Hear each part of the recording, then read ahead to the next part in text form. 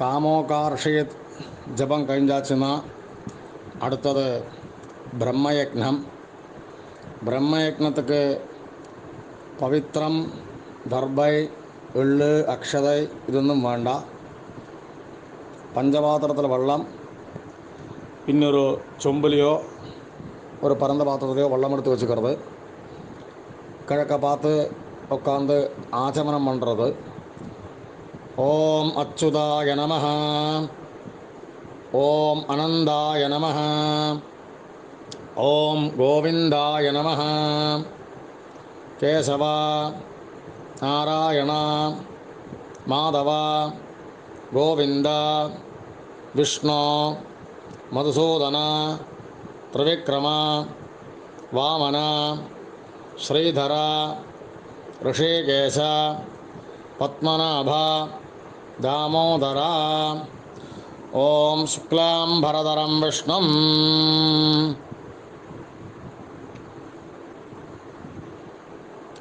ఓం భోః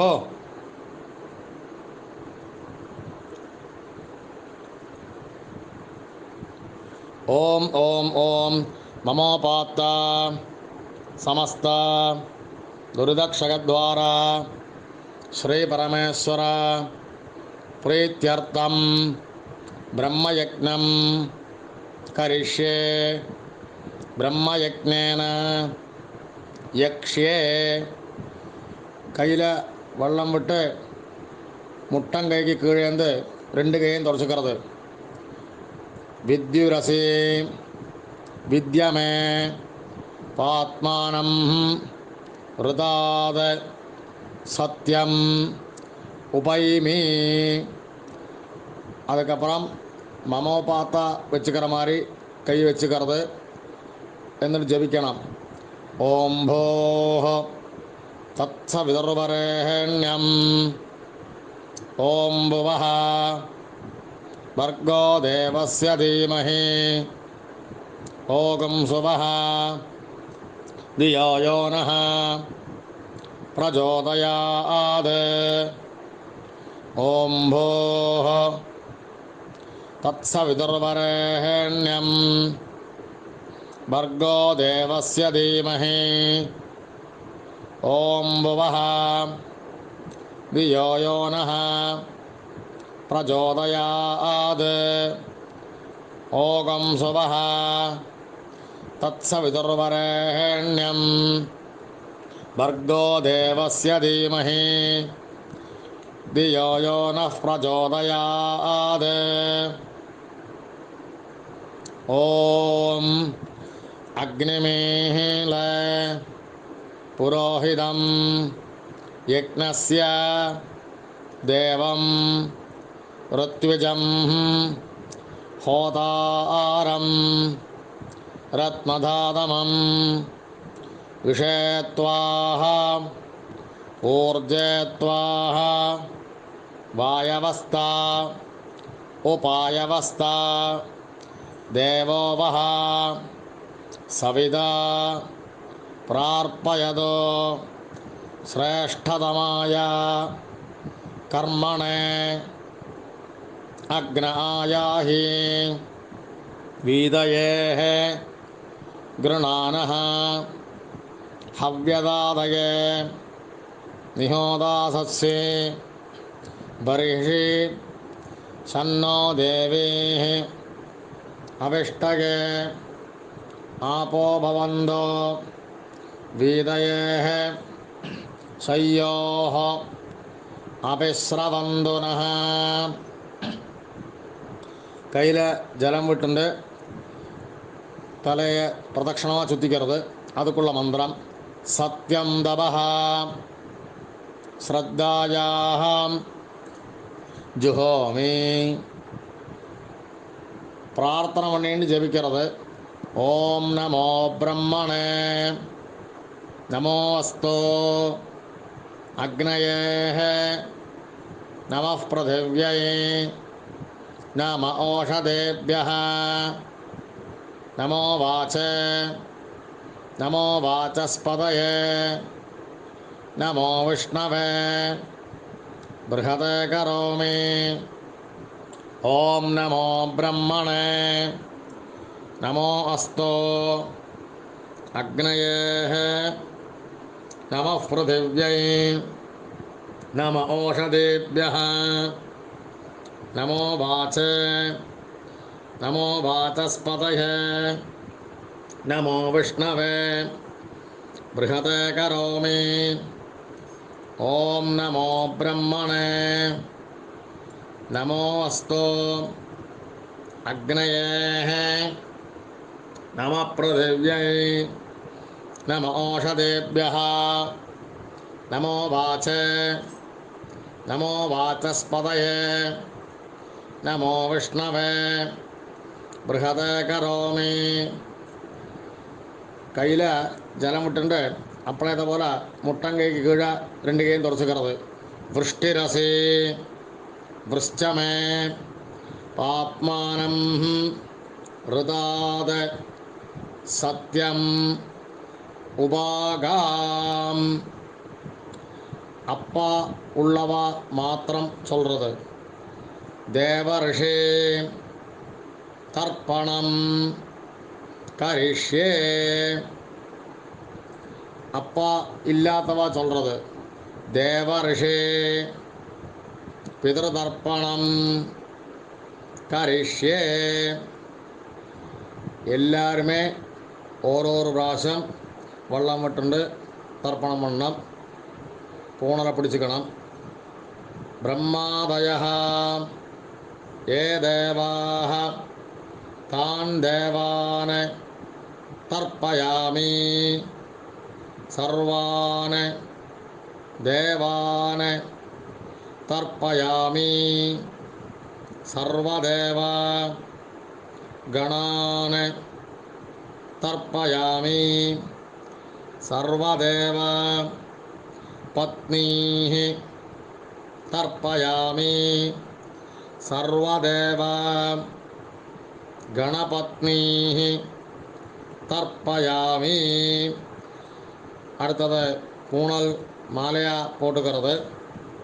2 பிராവശ്யம் பண்ணணும். கிருஷ்ணத்வைபாதநாதயः ஏ ரிஷயः தான் ரிஷேன தர்ப்பயாமி. தான் ரிஷேன தர்ப்பயாமி. சர்வான் ரிஷேன தர்ப்பயாமி. சர்வான் ரிஷேன தர்ப்பயாமி.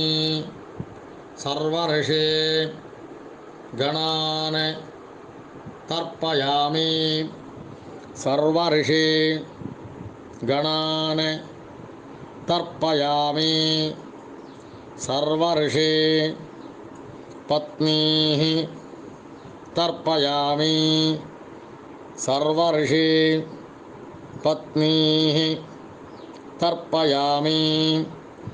சர்வரிஷே கணபத்னீः தர்ப்பயாமி. சர்வரிஷே கணபத்னீः தர்ப்பயாமி. பிரஜாபதிம் காண்டர்ஷிம் தர்ப்பயாமி. பிரஜாபதிம் காண்டர்ஷிம் தர்ப்பயாமி. சோமம் காண்டர்ஷிம் தர்ப்பயாமி. சோமம் காண்டர்ஷிம் தர்ப்பயாமி. அக்னிம் காண்டர்ஷிம் தர்ப்பயாமி. அக்னிம் காண்டர்ஷிம் தர்ப்பயாமி. விஸ்வான் தேவான் காண்டர்ஷேன தர்ப்பயாமி. விஸ்வான் தேவான் காண்டர்ஷேன தர்ப்பயாமி. சாம்ஹிதேः தேவதாः உபனிஷதः தர்ப்பயாமி. சாம்ஹிதேः देवताः उपनिषदः तर्पयामि याज्ञिकीः देवताः उपनिषदः तर्पयामि याज्ञिकीः देवताः उपनिषदः तर्पयामि वारुणीः देवताः उपनिषदः तर्पयामि वारुणीः देवताः उपनिषदः तर्पयामि हव्यवाहं तर्पयामि हव्यवाहं तर्पयामि विश्वान् देवान् खाण्डर्षीन् तर्पयामि विश्वान् देवान् खाण्डर्षीन् तर्पयामि. അടുത്ത ഒരു തർപ്പണം മാത്രം കൈഭാഗം മോളുക്കാക്കിണ്ട് പണണം. ബ്രഹ്മാണം സ്വയംഭുവം തർപ്പയാമി ബ്രഹ്മാണം സ്വയംഭുവം തർപ്പയാമി വിശ്വാൻ ദേവാൻ കാണ്ഡർഷീൻ തർപ്പയാമി വിശ്വാൻ ദേവാൻ കാണ്ഡർഷീൻ തർപ്പയാമി അരുണാൻ കാണ്ഡർഷീൻ തർപ്പയാമി അരുണാൻ കാണ്ഡർഷീൻ തർപ്പയാമി സദസസ്പതിം തർപ്പയാമി സദസസ്പതിം തർപ്പയാമി ഋഗ്വേദം തർപ്പയാമി ഋഗ്വേദം തർപ്പയാമി യജുർവേദം തർപ്പയാമി യജുർവേദം തർപ്പയാമി സാമവേദം തർപ്പയാമി സാമവേദം തർപ്പയാമി അഥർവണവേദം തർപ്പയാമി അഥർവണവേദം തർപ്പയാമി ഇതിഹാസ പുരാണം തർപ്പയാമി ഇതിഹാസപുരാണം തർപ്പയാമി കൽപ്പം തർപ്പയാമി കൽപ്പം തർപ്പയാമി. அப்பா உள்ளவாள்லாம் பூணல் சரியாக போட்டுண்டு ஆஜவனம் பண்ணிக்கிறது. அப்பா இல்லாதவாள்லாம் பூணல் கடம் பண்ணிக்கிறது. എള്ള് അക്ഷയൊന്നും വേണ്ട. അമ്മാസ്തർപ്പണം പോലെ 3 പ്രാവശ്യം പണണം. സോമപിതൃമാൻ യമഃ അങ്കിരസ്വാൻ അഗ്നി കവ്യവാഹനാദയഃ യേ പിതരഃ താൻ പിതരേൻ തർപ്പയാമി താൻ പിതരേൻ തർപ്പയാമി താൻ പിതരേൻ തർപ്പയാമി സർവാൻ പിതരേൻ തർപ്പയാമി സർവാൻ പിതരേൻ തർപ്പയാമി സർവാൻ പിതരേൻ തർപ്പയാമി സർവപിതൃ ഗണാൻ തർപ്പയാമി സർവപിതൃ ഗണാൻ തർപ്പയാമി സർവപിതൃ ഗണാൻ തർപ്പയാമി സർവപിതൃ പത്നീഃ